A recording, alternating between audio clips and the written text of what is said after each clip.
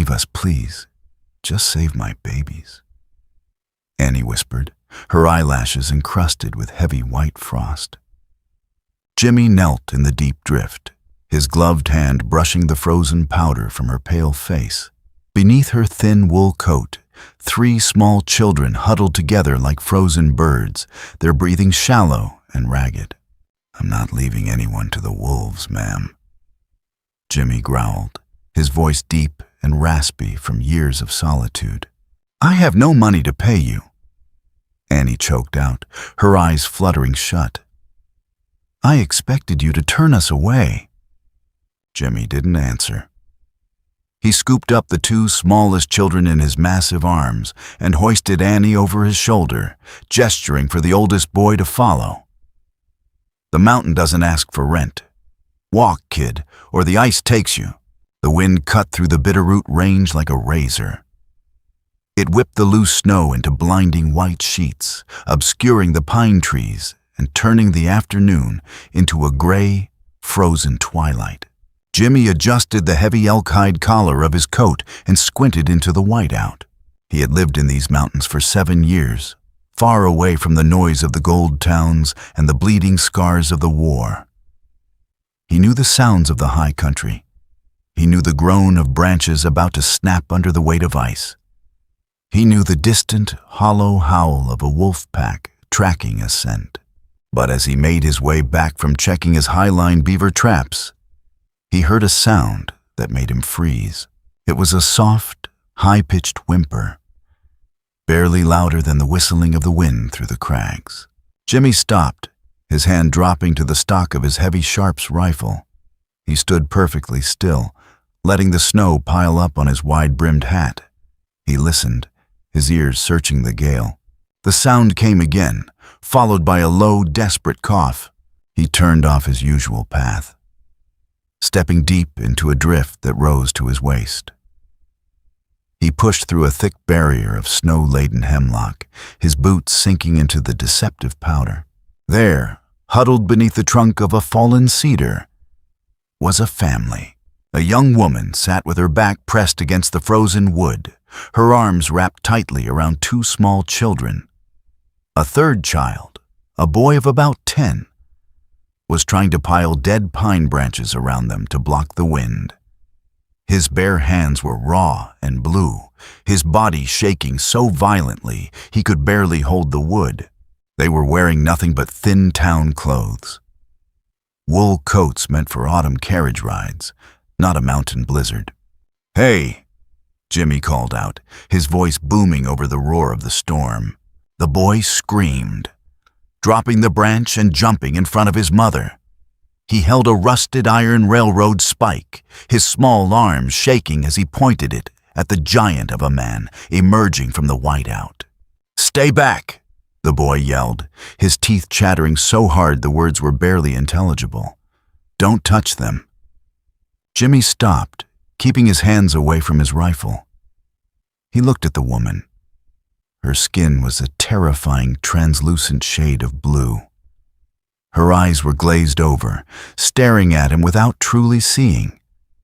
The 2 smaller children, a girl of about 6 and a little boy no older than 4, were completely silent, their heads buried in their mother's lap. "Put the spike down, son," Jimmy said, his voice dropping to a calm, steady rhythm. "The cold is killing your family. If you stay here another 10 minutes, you're all going to sleep, and you aren't waking up." The boy looked at his mother, then at Jimmy's massive frame. The desperation in his young eyes was enough to break a harder heart than Jimmy's. He let the iron spike fall into the snow. Jimmy didn't waste another second. He knelt in the drift, checking the woman's pulse. It was faint and slow, like the ticking of a dying clock. "My name is Jimmy," he told the boy as he lifted the 2 youngest children. "My cabin is a mile up the ridge. Can you walk?" "I can walk," the boy whispered, though his legs buckled as he stood. "Keep your eyes on my back," Jimmy ordered, hoisting Annie over his shoulder. If you fall, you scream. Don't let the snow cover your tracks. They set off into the blinding white, a slow, agonizing march against the fury of the mountain. Every step was a battle against the wind, but Jimmy pressed on, his massive legs carving a path through the drifts for the boy to follow. The log cabin sat nestled in a deep cleft of the mountain, shielded from the worst of the wind by a massive wall of dark granite. Jimmy pushed the heavy timber door open with his boot and stepped into the warm, dark interior.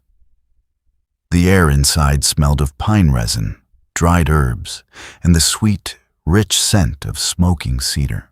He laid Annie gently onto his wide oak cot, which was covered in thick, insulating buffalo robes.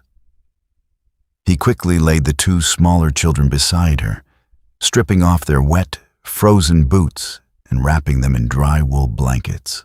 Toby, the oldest boy, stumbled through the door and collapsed onto the floorboards, his breath coming in ragged gasps. "Get close to the hearth, kid," Jimmy said, not looking back as he built up the fire. He threw 3 dry logs of split birch onto the embers, coaxing a bright, roaring heat from the stone fireplace. But don't put your hands directly near the flame yet. Let the warmth get into them slowly, or the skin will split. He fetched a wooden bucket of water and placed it near the hearth to warm. Annie stirred on the cot, a low groan escaping her chapped lips. She blinked, her vision slowly clearing as the firelight danced across the log ceiling. She looked around, her eyes wide with a sudden, sharp panic. "My babies," she gasped, trying to sit up. "They're right here, ma'am," Jimmy said, stepping to the side of the cot. He held a tin cup of warm broth. "They're cold, but they're breathing. Drink this. It'll help thaw your chest." Annie looked at Jimmy, her gaze taking in his scarred face, his long, untamed hair, and the heavy knives hanging from his belt. She expected the harshness, the rejection she had faced from every man she had met since her husband died. A solitary mountain man had no use for a broken woman and 3 hungry mouths. "Why did you bring us here?" she whispered, her hands trembling as she took the cup. "We have nothing to give you. Silas Thorne took our homestead, our horses, our money. Everything. We have nothing." "I don't charge for saving lives," Jimmy said, his voice flat. "Drink the broth." Toby sat by the fire, his eyes never leaving Jimmy. He watched the mountain man move around the cabin, his movements silent and precise despite his massive size. The boy's hand rested near his pocket, where he had hidden a small whittling knife. "My name is Annie," the woman said, after swallowing the warm liquid. "And this is Toby, Clara, and little Ben. We were trying to walk to the high pass. We thought there was a town on the other side." "There is no town on the other side," Jimmy said, checking Clara's small hands for frostbite. "Just 50 miles of ice and rock. If I hadn't found you, the wolves would have had your bones by morning." "We had to run," Annie said, her eyes filling with tears. "Silas Thorne's men. They came in the night. They burned our barn and told us they'd burn the house with us in it if we didn't sign over the mineral rights. My husband, he found silver before he died." Jimmy's hand paused over Clara's wrist. His gray eyes darkened, a shadow of an old, painful memory crossing his face. "Silas Thorne doesn't like to lose," Jimmy murmured, his voice cold. "But he made a mistake sending you up here. The mountain doesn't care about his money." Toby stood up, his small body tense. "Can we trust you? How do we know you won't just turn us over to him when the storm stops?" Jimmy looked at the boy, his expression hard as the granite outside. "You don't know, kid. But right now, I'm the only thing standing between your family and a frozen grave. So I suggest you sit down, keep quiet, and help your mother." The blizzard raged through the night, rattling the heavy log walls of the cabin like a beast trying to claw its way inside. Inside, the cabin was a sanctuary of deep, quiet warmth. Clara's cough had subsided after Annie administered a few drops of wild pine syrup Jimmy had provided. Little Ben was fast asleep, his head resting on Toby's lap as the boys sat by the hearth. Annie sat on the edge of the cot, watching Jimmy. He was sitting at his workbench, his large hands carefully repairing a delicate brass pocket watch. The ticking of the watch was the only sound in the cabin, a steady, domestic rhythm that seemed entirely out of place in this wild country. "You're not a typical mountain man, Mr. Vance," Annie said softly, keeping her voice low so as not to wake the children. "I'm just a man who likes the quiet, Mrs. Mercer," Jimmy replied, not looking up from his work. "A man doesn't build a cabin this large, with 2 cots and a workbench, if he plans on being alone forever," Annie noted, her eyes scanning the neat shelves of books, the dried herbs hanging from the rafters, and the small, hand-carved wooden toys resting in the corner. Jimmy's fingers tightened around the small screwdriver. He set the watch down and looked at her. The firelight caught the deep scars on his jaw, scars that didn't look like they came from a bear or a mountain lion. They looked like the jagged remnants of shrapnel. "I had a family once, Annie," Jimmy said, using her name for the first time. "A wife named Mary and a little girl named Ruth. During the war, the regulators came through our valley. They weren't soldiers. They were just thieves wearing uniforms, led by a man who wanted our land for the railroad." Annie held her breath, her heart aching for him. "What happened?" "I was away, scouting for the army," Jimmy said, his voice flat, devoid of emotion, which made the words even more terrible. "When I came back, the cabin was ashes. Mary and Ruth, they were buried under the snow behind the well. The man who ordered it was Silas Thorne's older brother." The revelation hung in the warm air of the cabin like a thick, suffocating fog. Toby looked up, his hand dropping from his whittling knife. He looked at Jimmy with a sudden, profound understanding. They weren't just strangers who had crossed paths. They were survivors of the same ruthless greed. "So you came up here to hide," Toby said quietly. "I came up here to keep the world from burning whatever I had left," Jimmy said, looking at the boy. "But the world has a way of climbing the mountain, Toby. Silas Thorne won't stop at the valley line. He knows your husband found silver, and he knows you're alive. When this storm breaks, his trackers will come." "Let them come," Toby said, his young voice hardening. "We'll fight them." Jimmy looked at the boy, a faint, grim smile touching his lips. "You've got spirit, kid. But spirit doesn't stop a repeating rifle. Tomorrow, I start teaching you how to survive. If you want to protect your mother and siblings, you have to learn how the mountain fights." Annie looked at the 2 of them, her brave, stubborn son and the scarred, broken giant who had saved them. She had expected to be turned away, to face the cold rejection of a world that had no room for a penniless widow. Instead, she had found a fortress, and a man who looked like he was ready to stand against the world to keep them warm. The morning sun rose like a pale, frozen coin. Over the jagged peaks of the Bitterroot Range, the wind had finally died down to a low, mournful sigh, leaving a thick, heavy silence draped over the cabin. Inside, The heat from the stone hearth fought back the creeping frost that lined the corners of the log walls. Annie Mercer rose before the others, her body still aching from the biting cold of the blizzard. But her fever had finally broken. She stood for a long moment watching her children. Clara's breathing was soft and rhythmic, the dangerous rattle in her chest replaced by a gentle rise and fall under the heavy buffalo robes.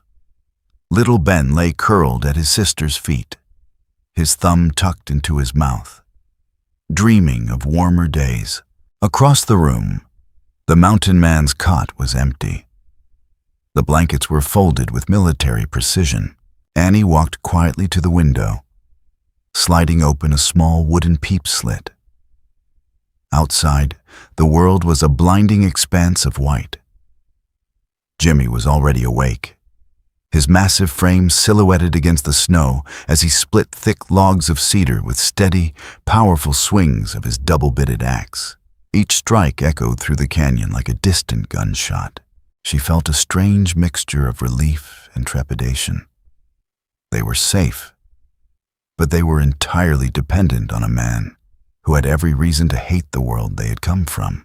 When Jimmy returned to the cabin, carrying a massive armload of freshly split wood, he found Annie busy at the iron stove. She had found a sack of cornmeal and a jar of salted lard, and the comforting scent of frying Johnny cakes was beginning to fill the room. "You should be resting, Mrs. Mercer," Jimmy said, his deep voice rumbling through the quiet room as he stacked the wood by the hearth. "I have rested enough, Mr. Vance," Annie said, offering a small, tentative smile. "And a home doesn't run itself, even one hidden in the clouds. It's the least I can do to earn our keep." Jimmy didn't argue. He sat down at his workbench, his eyes scanning the delicate brass gears of the pocket watch he had been repairing the night before. Toby sat up on his cot, his eyes immediately locking onto Jimmy. The boy was still guarded, but the hostility in his gaze had softened into something resembling curiosity. He watched the mountain man's large, calloused fingers handle the tiny watch parts with incredible, gentle precision. "Why do you fix those?" Toby asked, stepping closer to the workbench, his bare feet padding softly on the pine floorboards. "There's nobody up here to tell the time to." Jimmy paused, a small gear held in the tip of his iron tweezers. "Time still moves, kid, whether there's someone to watch it or not. On the mountain, if you lose track of the days, the winter will catch you before you've gathered your wood. Precision keeps you alive. Can you teach me?" Toby asked quietly, his knuckles white as he held the edge of the workbench. Jimmy looked at the boy, then at Annie, who was watching them from the stove with a quiet hope in her eyes. He saw the desperate need in the family, not just for shelter, but for a sense of purpose after being stripped of everything they owned. "We start with the wood," Jimmy said, standing up. "A man who can't handle an axe has no business handling delicate things. Dress warm, Toby. The mountain is waiting." The forest below the timberline was a maze of skeletal birch and heavy hemlock, their branches burdened with thick blankets of dry snow. Every sound, the snap of a twig, the soft slither of a falling drift, echoed like a pistol shot in the cold air. Jimmy walked ahead, his long snowshoes gliding effortlessly over the deep, powdery drifts. Toby struggled behind him, his smaller legs pumping hard to stay in the tracks the mountain man carved for him. "Keep your knees bent, kid," Jimmy called back, not turning around. "If you walk stiff-legged, the snowshoes will catch the crust and throw you on your face. You have to flow with the drifts, not fight them." They walked for an hour, the silence of the forest wrapping around them like a heavy wool blanket.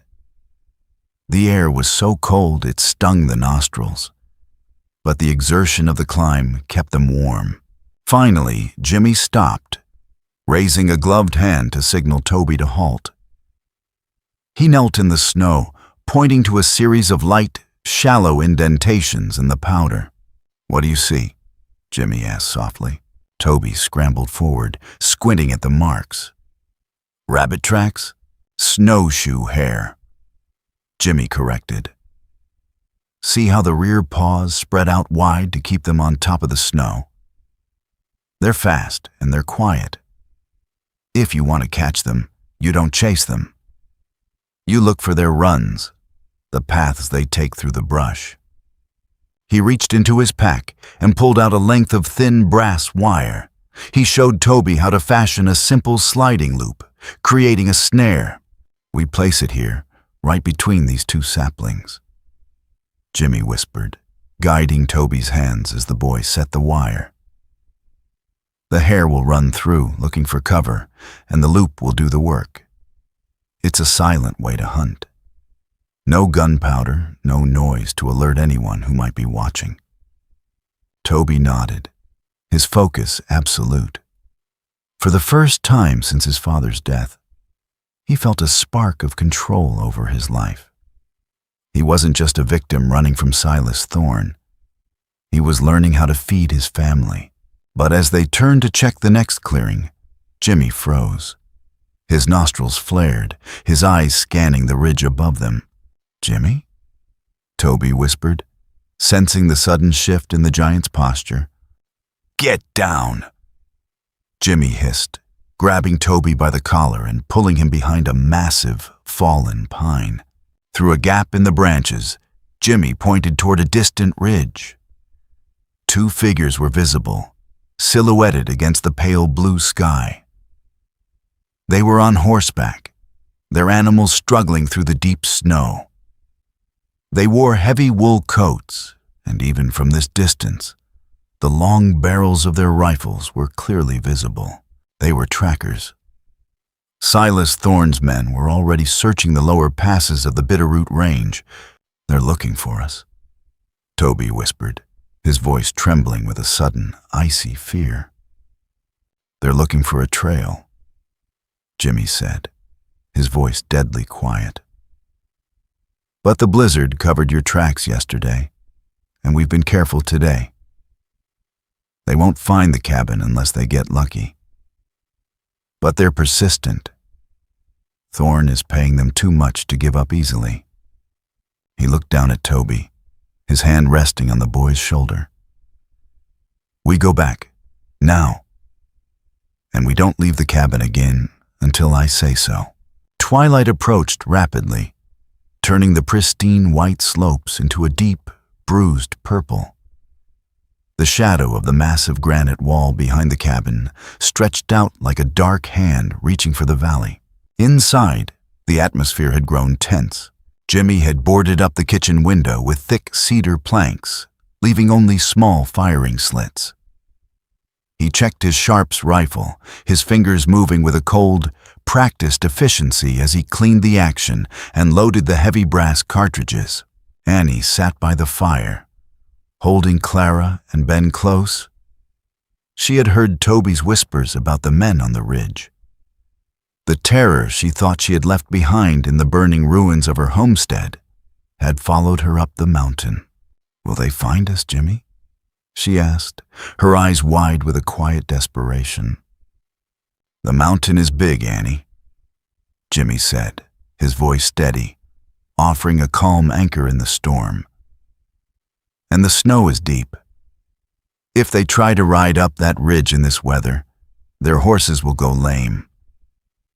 But we can't take any chances. If they come, we have to be ready." Toby stood by the window, his whittling knife in his hand. He looked at the small wooden horse Jimmy had carved for Ben, then at the rifle resting against the wall. "I want to help," Toby said, his chin held high. "I'm not going to let them take my mom."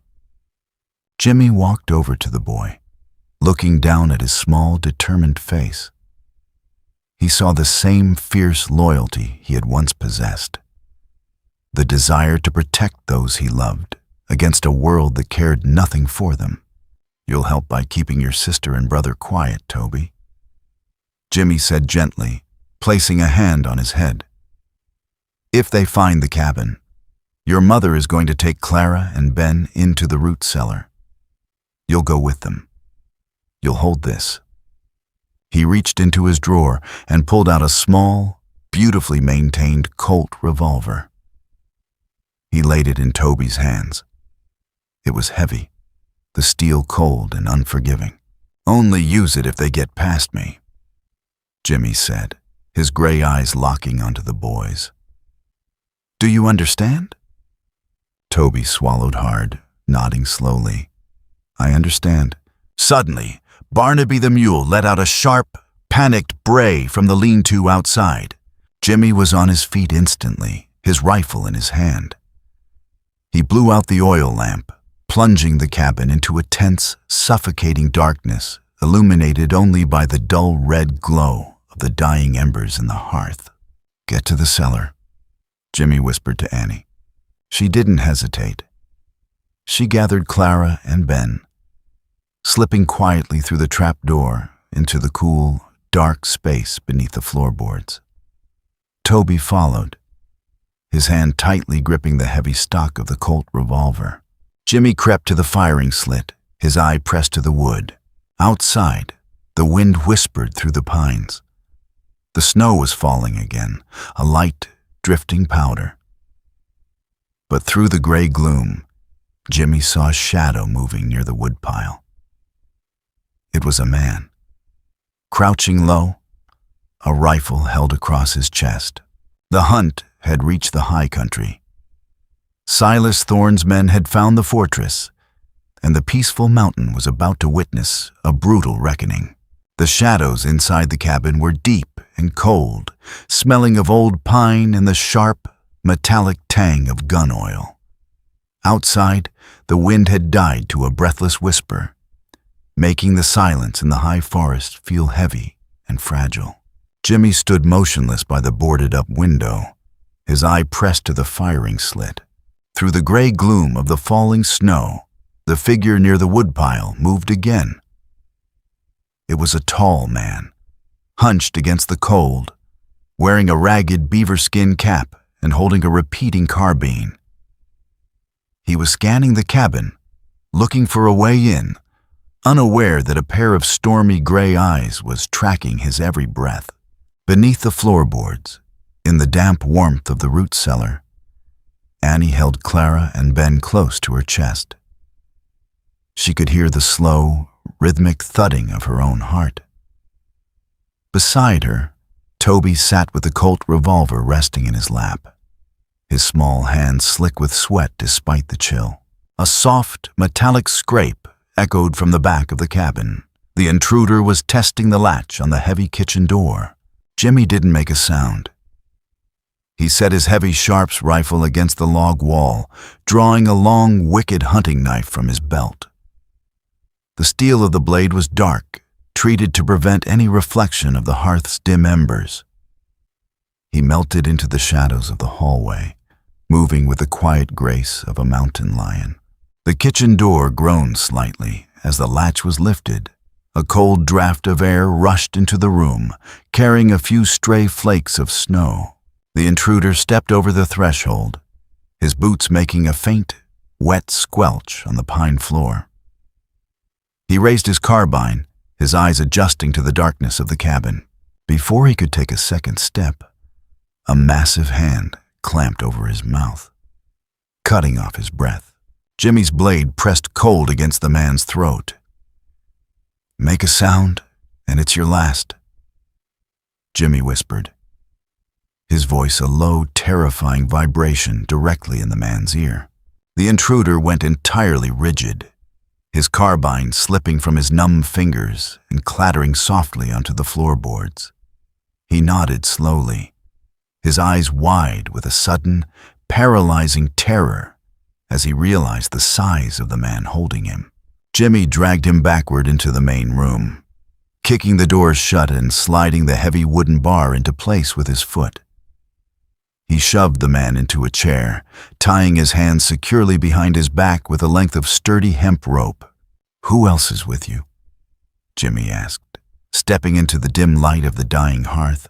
The man, a ragged valley mercenary named Henderson, swallowed hard, his eyes darting to the locked trapdoor on the floor.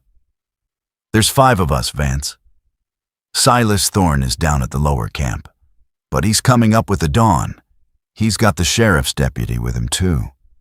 He's got a legal warrant for the widow's arrest. Thorne doesn't care about warrants." Jimmy spat, his voice laced with a bitter contempt. "He wants the silver claim papers. Where are the other 4? "They're circling the ridge," Henderson muttered, shivering. "They're waiting for my signal. If I don't fire 3 shots by midnight, they'll know something's wrong." Jimmy looked down at the man, his mind working through the tactical reality of their situation. He had a secure cabin, plenty of ammunition, and a family to protect. But he was still outnumbered, and Silas Thorne would not hesitate to burn the cabin to the ground to get what he wanted. He walked over to the trapdoor, tapping on the wood 3 times. The door lifted slowly, and Toby's pale face appeared in the opening, the barrel of the Colt revolver still pointing upward. He saw Henderson tied to the chair, and the tension in his small shoulders eased slightly. "Get your mother and the kids up," Jimmy said quietly. "We have to prepare. The storm is over, but the real fight is just beginning." The morning sun rose over the Bitterroot Peaks in a spectacular, bloody display of crimson and gold, casting long, sharp shadows across the pristine white slopes. Inside the cabin, the atmosphere was thick with the scent of sulfur and old dust. Jimmy had spent the remaining hours of the night rigging the perimeter of the cabin. He had laid heavy log deadfalls across the main approach trail and set simple tripwires connected to blank black powder charges designed to disorient and terrify any attacking force. He stood at the firing slit, his Sharps rifle resting on the wooden sill.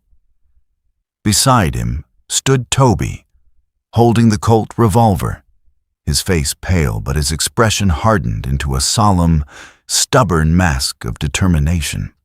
"They're coming," Jimmy murmured. Through the trees, 4 riders appeared, their horses struggling through the deep, frozen drifts. At the front of the line was Silas Thorne. He was wrapped in a thick wool coat, his face red from the cold, his eyes scanning the cabin with a greedy anticipation of a man who believed his victory was inevitable. "Vance!" Thorne's voice boomed over the snowy clearing. "I know you've got the Mercer woman in there. She's a fugitive from the law, and she's got property that belongs to the bank. Hand her over, and we'll leave you in peace." "You have no authority on this mountain, Thorne," Jimmy shouted back, his voice echoing off the granite cliffs behind the cabin. "The woman and her children are under my protection. If you want them, you'll have to take them from the ice." Thorne's face darkened with a sudden, vicious rage. He raised his hand, gesturing to the men behind him. "Burn them out. I want that cabin in ashes." The clearing erupted into a sudden, deafening volley of rifle fire. Bullets thudded into the heavy pine logs of the cabin, throwing showers of sharp wooden splinters into the air. Jimmy didn't flinch. He squeezed the trigger of his Sharps. The heavy rifle roared, a massive cloud of gray smoke filling the room as a lead slug tore through the shoulder of one of Thorne's shooters, knocking him clean off his horse into the snow. "Good shot," Toby yelled over the noise. "Keep your head down, kid," Jimmy ordered, levering another heavy brass cartridge into the breech. "They're going to try to rush the back door while we're distracted." As if on cue, a loud, splintering crash echoed from the kitchen. One of the bandits had bypassed the front, throwing himself against the weakened wood of the back door with a heavy iron crowbar. "Toby, go!" Jimmy commanded. "Hold the kitchen." Toby ran down the short hallway, his heart hammering against his ribs like a trapped bird. The kitchen door was groaning, the wood splintering around the iron lock. Through the gaps in the wood, Toby saw a bearded face, his eyes bright with a feral, dangerous light. "Get out of the way, kid," the man hissed, throwing his weight against the door again. Toby raised the Colt revolver, his hands shaking. He remembered Jimmy's words. Feel the wind. Breathe out. Let the fear go like a breath leaving your lungs. He pulled the trigger. The roar of the Colt was deafening in the tight space of the kitchen, the recoil sending a stinging pain up his arm. But the shot was true. The bullet shattered the top of the doorframe, throwing a shower of splinters directly into the bandit's face. The man screamed, clutching his eyes, and stumbled backward off the kitchen porch into a deep drift of snow. "I hit him!" Toby yelled, his voice cracking with a mixture of terror and triumph. "Hold your post!" Jimmy called back from the main room, his rifle firing with a steady, rhythmic cadence that kept the rest of Thorne's men pinned down behind the rocks. "Don't let them gather their wits." The battle did not last long. The mountain and the man who ruled it were too formidable a barrier for Thorne's hired guns. By midday, the bright winter sun had climbed high, turning the snow into a brilliant, blinding white that hurt the eyes.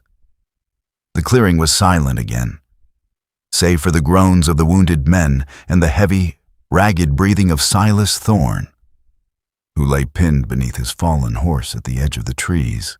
Jimmy stepped out of the cabin door, his Sharps rifle cradled in his arm, his heavy boots crunching softly on the frozen crust of the snow. Toby followed close behind, the Colt revolver held safely at his side, his face smeared with black powder, but his head held high. Annie emerged from the nursery, holding Clara and Ben, her eyes filling with tears as she looked out at the peaceful, sunlit mountains. Jimmy walked slowly to where Thorne lay, looking down at the broken cattleman with a cold, unyielding detachment.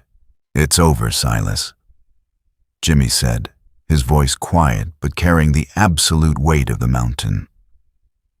"Your men are gone, and your deputy has fled back to the valley.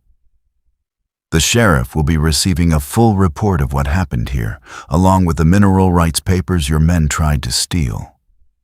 Thorne looked up, his face twisted in pain and defeat. He knew he had lost. The mountain had protected the widow, and the silent giant of the Bitterroot Range had broken his grip on the valley forever. "Who are you?" Thorne wheezed, his fingers clawing uselessly at the snow. "You're just a wild man, a hermit." "I am a father," Jimmy said softly, looking back at Toby, Clara, and little Ben, who were standing beside their mother. "And I protect my own." 1 year later, the spring had returned to the Bitterroot Range with a sudden, breathtaking beauty. The valleys were filled with the bright, vibrant purple of mountain lupine, and the sound of rushing, crystal-clear water echoed through the canyons as the glaciers began to weep. The old log cabin had been expanded. A new garden patch was bursting with green shoots, and a sturdy new barn stood near the pine trees, housing a team of healthy horses. Jimmy sat on the wooden porch, his large hands carefully carving a tiny wooden bird for Clara. Annie sat beside him, her head resting gently on his broad shoulder, her hand holding his with a quiet, unbreakable warmth. Toby was in the clearing, practicing his archery with a new hickory bow Jimmy had crafted for him. His arrows striking the center of the target with a steady, practiced precision. "You found us freezing in the snow, Jimmy," Annie whispered, her eyes shining as she watched her children. "We expected rejection. We expected the world to turn its back on us." Jimmy set his knife down, wrapping his massive arm around her waist, pulling her close. "The mountain didn't bring you to me to freeze, Annie." Jimmy said, his gray eyes clear and filled with a profound, beautiful peace. It brought you to thaw my heart, and I will spend the rest of my days keeping you warm. If you loved this story, please show your support by liking this post, sharing it with your friends, and hitting that subscribe button. Your support allows us to keep bringing you these powerful, emotional, and suspenseful tales of the Old West. See you in the next adventure.